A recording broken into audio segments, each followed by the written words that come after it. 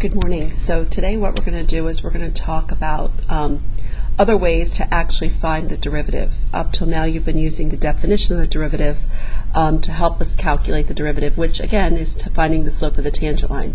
But there's lots of different rules that we can use to find the derivative other than using the definition of the derivative, which will make finding the derivative a little bit easier in some cases. So we're going to look at some of the rules today. So the first rule we're going to look at is how you can just take the derivative of a number. So anytime you take the derivative of a constant, you're just going to end up with 0. So for example, the derivative of 8 is just 0. And again, the reason for that, if you think about what the function y equals 8 looks like, y equals 8 is just a horizontal line. Again, what is the derivative? It's the slope of the tangent line. So we know that horizontal lines always have a slope of 0. So that's the first rule. So anytime you want to find the derivative of a constant, it's just 0. The next one is your power rule. If you have a variable raised to a power, your power rules state that you can calculate the derivative by taking the exponent, moving it down as the coefficient of x, and then subtracting 1 from the exponent. So for example, x to the 12th. If you want to find the derivative of x to the 12th, you simply move the exponent down as the coefficient of x. You're going to multiply by the coefficient, which is 1. So 12 times 1 is 12, times x to the 12 minus 1 power, which will give you 12x to the 11th. So again, anytime you have a variable raised to an exponent, you can use your power rule. Your constant multiple rule. So suppose you have a constant multiplied by a function, you can just simply pull out that constant and multiply it by the derivative of f of x. So for example, if you see 3x to the negative 4th, x to the negative 4th, we can apply the power rule. So what we can simply do is leave the constant alone, 3, multiply it by, now use your power rule for x to the negative 4th, which will give you negative 4x to the negative 4 minus 1. So the derivative of 3x to the negative 4th would be negative 12x to the negative 5th. So you just pull that constant out, differentiate that term. Very similar to your limit rules, if you're trying to find the derivative of sum, you can take the derivative of each term and then add those derivatives together. So if you're trying to find the derivative of f of x plus g of x, you differentiate f of x, you add it to the derivative of g of x. So for example, if you want to find the derivative of 3 plus x to the 1/2, the derivative of 3, again going back to your constant rule, the derivative of a constant is 0, plus take the derivative of x to the 1/2, again it's x raised to a power, so you can use your power rule. So I'm going to pull the 1/2 out of the exponent, so 1/2 times x, and again I need to take 1/2 and subtract 1 from it. So then my derivative, 0, is just going to leave me with a positive 1/2 times x. 1/2 minus 1 is a negative 1/2. So just like addition, you can also do this if it's subtraction. So again, you can take the derivative of each individual term and then subtract them. So for example, if you want to find the derivative of x to the negative 1/2, I can, again, variable raised to a power, so I'm going to use my power rule. Pull the negative 1/2 out of the exponent, times x, and then I'm going to take negative 1/2 and subtract 1 from it. Minus, again, this is a constant. I have a constant of 9. So again, this is actually x to the first, so you're going to apply your power rule. So again, I pull the 1 down to my coefficient of x, and I have to take 1 minus 1. Always subtract 1 from the exponent. Again, that's just using your power rule. So when I simplify, I have negative 1/2 x to the negative 3/2 minus 9 times x to the 0. Well, remember, x to the 0 is just 1. So again, my final answer would be negative 1/2 x to the negative 3/2 minus 9.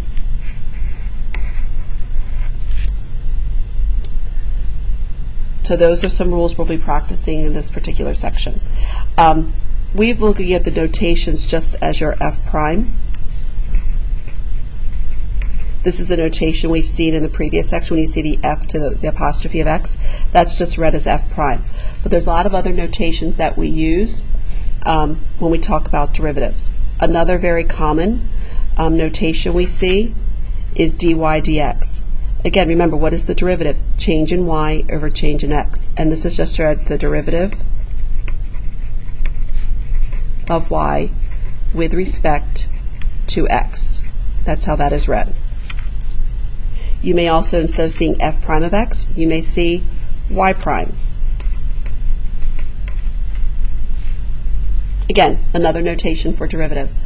Again, you may see, instead of seeing f prime of x, you may see y prime of x.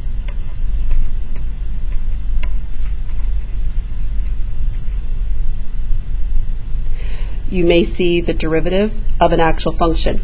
This is the notation you actually see up here. You're trying to take the derivative of this particular function. So here is the derivative of f of x. You may also see, instead of seeing d dx, you may see just an uppercase d of f of x. This is just, again, the derivative of f of x. And again, a very similar notation, the derivative of x of f of x. So again, just different notations, depends upon the book and an author which notation may be used. So now we're just going to go ahead and practice using some of these rules. So again, I want to differentiate. I want to find the derivative of 3x to the third minus 7x to the e plus the cube root of x.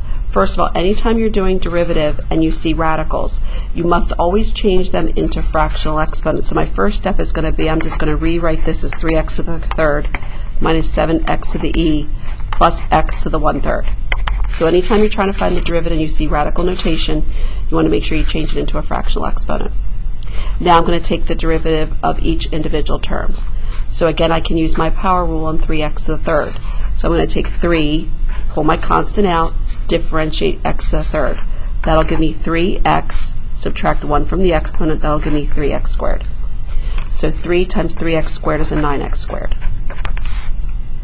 Remember, e is just a number, it's a constant. So just like I did in the previous example, I have an x raised to a number. So I'm going to use my power rule. I need to pull my e out of the exponent, so I have minus 7 times e times x raised to the e minus 1. Plus, I'm going to use my power rule to differentiate x to the 1/3. So 1/3 times x. Now when I subtract 1 from 1/3, that'll leave me with a negative 2/3. So there is your derivative with respect to x. So here they're giving you a volume formula, and they want you to find the derivative. So notice the notation, you're finding the derivative of v because they're calling this function v with respect to r. R is the independent variable in this particular function. So remember, 4/3 is a constant, pi is a constant. So you can use your constant rule. You're going to pull the constants out, 4/3 pi, and you're just going to find the derivative of r to the third. R to the third, again, you have a variable raised to a power, so we can use the power rule. So the derivative of r to the third is going to be 3 times r, and again you subtract 1 from the exponent, which will give me 3r squared. So this is my dv/dr. I can simplify this because 4/3 times 3, the 3's will cancel. So my final answer will be 4 pi r squared. So if you look at C, notice you have a single monomial in the denominator. So before you actually go ahead and do the derivative, what I'm going to do is I want to split this larger fraction up into smaller fractions. So I'm going to take the denominator and I'm going to divide out a t out of each term. So I have t squared over t plus, like I said, I'm going to get rid of this radical. I'm going to change it into the 1/2 over t minus 1 over t. So sometimes before you apply these rules of doing derivatives, there's a little bit of algebra and rewriting you're going to need to do in order to apply some of these rules. So now I'm going to simplify. Well, t squared over t is just leaving me with a t. T to the 1/2 divided by t. Well, when I subtract those exponents, that's going to leave me with a t to the negative 1/2. Because 1/2 minus 1 will give me a negative 1/2. Now I have a 1 over t down here in the denominator. So in order to apply any of these rules, what I'm going to want to do is take that t and take the reciprocal. So I'm going to negate this exponent. So it's going to be minus t to the negative first. So notice all I've done so far is I've rewritten s of t. Now that I have it in a form where I can use the above rules, I'm going to go ahead and I'm going to find the derivative. Now remember, this is actually t to the first. So I'm going to apply my power rule. So 1 times t, again I'm going to subtract 1 from the power, 1 minus 1 is 0. Plus, variable raised to an exponent, I can apply the power rule. Pull the negative 1/2 out, and I'm going to subtract 1 from negative 1/2. Negative 1/2 minus 1 is a negative 3/2. So I have minus t to the negative first. Again, I'm going to pull that negative 1 out of the exponent. So I have minus negative t, subtract 1 from that exponent, which gives me a negative 2. So now I'm going to clean it up. Well, t to the 0 is just 1. Minus 1/2 t to the negative 3/2. Minus a negative becomes a positive. And you can also rewrite this with positive exponents. This will be 1 minus 1 over 2t to the 3/2 plus t squared. For plus t to the negative second, so that's going to be plus 1 over t squared. There's your derivative. Sometimes you have some algebra rewriting to do before you can actually apply your rules. D. Again, you have a binomial to the second power. This is actually asked you to find g prime of 0. So what this is actually going to ask you to do, once we find the derivative of g, we have to evaluate the derivative at x equals 0. But the first thing we have to do is you're going to have to multiply out x plus 5 to the second. So again, let me write this as x squared plus 10x plus 25. So once I have it in this particular form, now I can go ahead and I can find my derivative. When I take the derivative of x squared, I'm using my power rule. That'll give me 2x. Again, when I take the derivative of x, that's just 1. That's going to give me plus 10, because that'll give me a 1x to the 0 for the derivative of x. Remember, the derivative of any constant is 0. So the derivative of 25 is 0. So this is my g prime of x. Now that I know g prime of x, I can actually go back and answer the question and find g prime of 0. So g prime of 0 is going to be equal to 2 times 0 plus 10. So g prime of 0 is equal to 10. Remember, when you find the derivative, this is actually the slope. Don't forget, it's still the slope of the tangent line. Again, you're still doing exactly what we did in the previous section, except instead of having to use the long definition of the derivative, these are the rules we can use. So for E, here's your area of a circle formula. Area equals pi r squared. So I want to find the derivative of the area with respect to the radius, because again, notice r is the independent variable. So dA dr. Pi is just a constant. So pi times, take the derivative of r squared, which is 2r. So the derivative of the area with respect to the radius is going to be 2 pi r.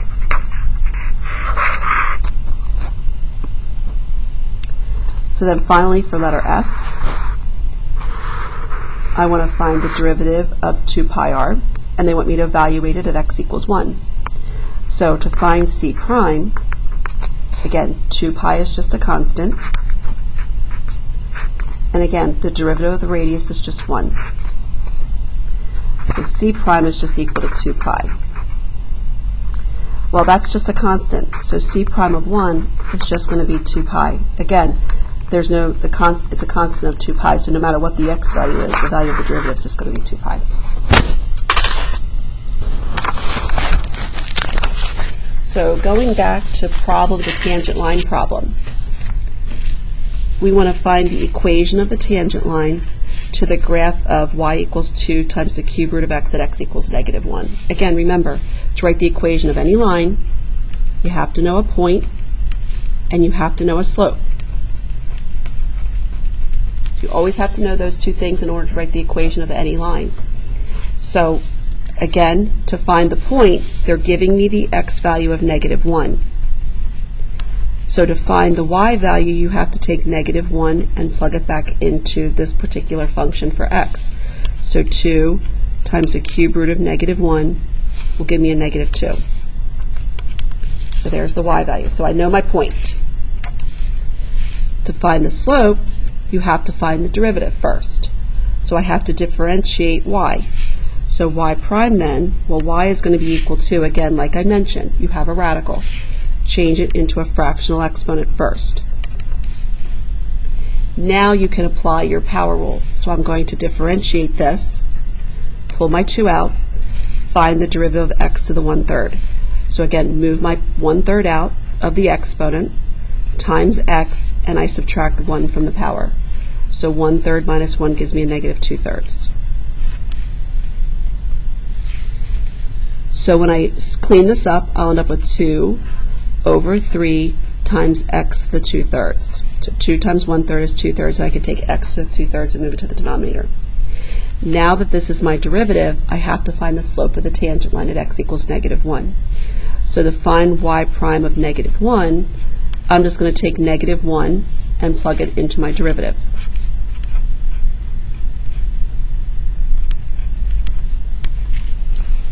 So I have 2 over, so this is the cube root of -1, which is -1, but I square it, so that gives me a +1.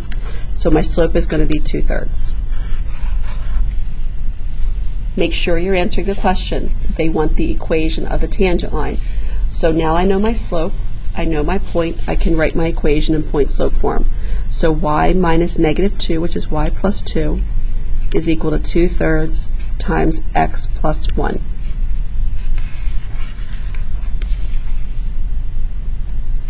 Now, a lot of times they'll ask about specific slopes and finding the points where the slopes are certain values. So here's where we can find where a graph has a horizontal tangent line. Remember, if you have a horizontal tangent line, all horizontal lines have a slope equal to 0. All horizontal lines have a slope is equal to 0.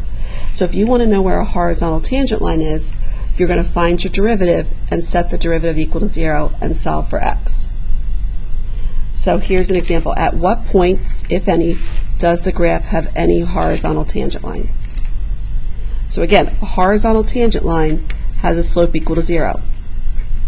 In relationship to what we've been doing, that means that f prime of x has to be equal to 0. The value of the derivative has to be equal to 0, because we're looking for where is the slope equal to 0. So I'm first going to differentiate f of x. So I have to find f prime of x. So I differentiate x to the 3rd, that gives me a 3x squared. When I take the derivative of negative x squared, that's a minus 2x. Derivative of negative x is a minus 1. Derivative of 1 is 0. Now I need to take this derivative and set it equal to 0.